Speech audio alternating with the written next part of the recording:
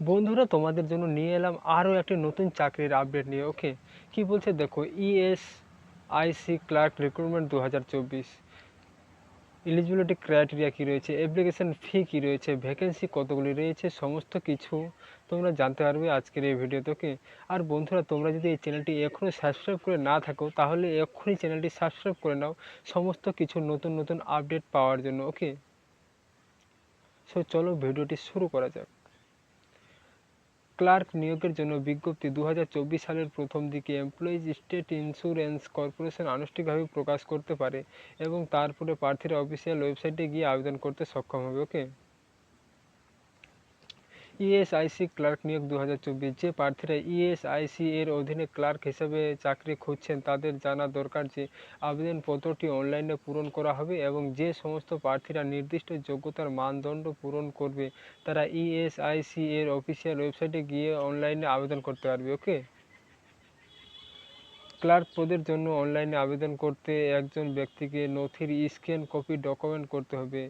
একবার আবেদন প্রক্রিয়া শুরু হলে প্রতিটি ব্যক্তি অনলাইনে আবেদন করতে বসার আগে প্রয়োজনীয় নথিপত্র নিয়ে প্রস্তুত থাকার জন্য অনুরোধ করা হচ্ছে।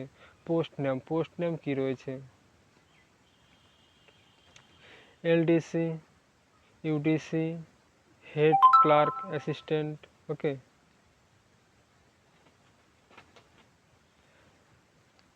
তারপরে দেখো এখানে ভ্যাকেন্সি কতগুলি রয়েছে। ভ্যাকেন্সি বন্ধুরা এখানে প্রচুর পরিমাণে ভ্যাকেন্সি রয়েছে। ওকে, চলো ভিডিওটি প্রথম থেকে দেখতে থাকো শেষ পর্যন্ত, তোমরা আস্তে আস্তে সব বুঝতে পেরে যাবে। ভ্যাকেন্সি রয়েছে 11,773টি। অর্গানাইজেশন ইএসআইসি এর মাধ্যমে নিযুক্ত করা হবে। ওকে, নোটিফিকেশন ইয়ারলি 2024, খুব দ্রুত নোটিফিকেশন বেরোতে চলেছে। Application form to be released প্রসেসিংয়ে চলছে, প্রসেসিংয়ে চলছে অ্যাপ্লিকেশন ফর্মটি। ওকে, এডুকেশনাল কোয়ালিফিকেশন রয়েছে গ্র্যাজুয়েশন। এজ লিমিট রয়েছে 18 থেকে 27 বছর পর্যন্ত। ওকে, 18 বছরের নিচে হলেও হবে না, 27 বছরের উপরে হলেও হবে না। অফিসিয়াল ওয়েবসাইট তোমাদের সুবিধার্থে এখানে দিয়ে দিয়েছি অফিসিয়াল ওয়েবসাইটটি esi.gov.in। ওকে, আশা করি বুঝতে পেরেছ। ইএসআইসি ক্লার্ক 2024-এর আবেদন প্রক্রিয়া অনলাইনে পরিচালিত হবে এবং নির্দিষ্ট যোগ্যতার মানদণ্ড পূরণকারী ব্যক্তিরা বিজ্ঞাপন প্রকাশের পরেই সক্রিয় লিঙ্কের মাধ্যমে তাদের আবেদন জমা দেওয়ার সুযোগ পাবে। ওকে, এলসিডি, ইউসিডি, ক্যাশিয়ার এবং হেড ক্লার্ক সহকারী নিয়োগের জন্য বিজ্ঞপ্তি, তাই মোট এবং পোস্ট ওয়াইজ শূন্যপদের সংখ্যা পরিবর্তন সাপেক্ষ।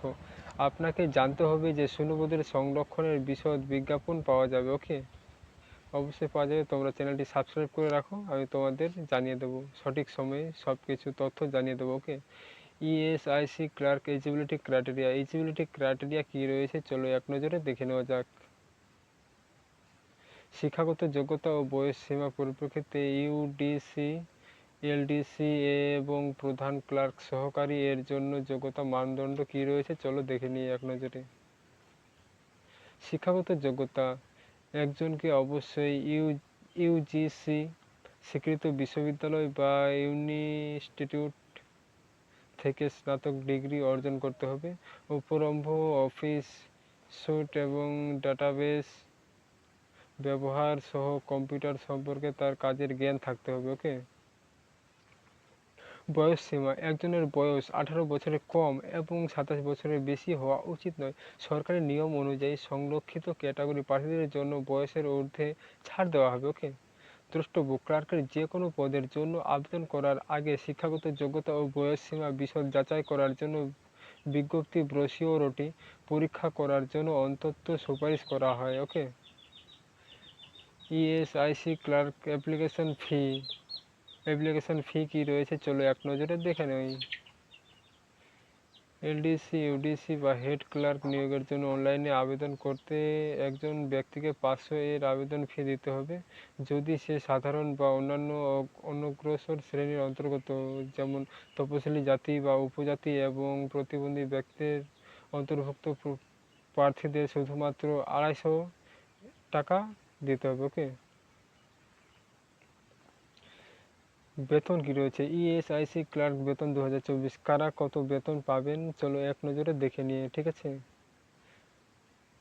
ক্লার্ক হিসাবে নিয়োগ করা প্রার্থীদের 19,000 থেকে 1,12,000 টাকা মাসিক বেতন পেয়ে যাবে।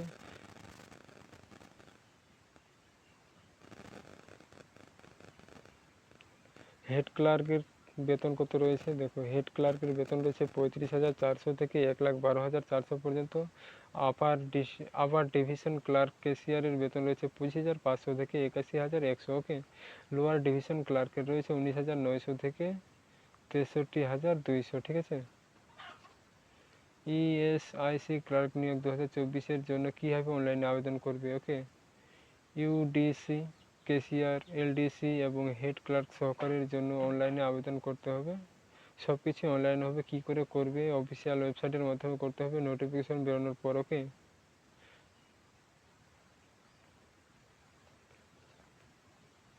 এবং তোমরা তো সকলেই জানো অনলাইন আবেদন করার সময় পাসপোর্ট আকারে একটি ছবি এবং ডকুমেন্টগুলি স্ক্যান করে দিতে হবে। ওকে। এবং সিগনেচারও তার সঙ্গে দিতে হবে।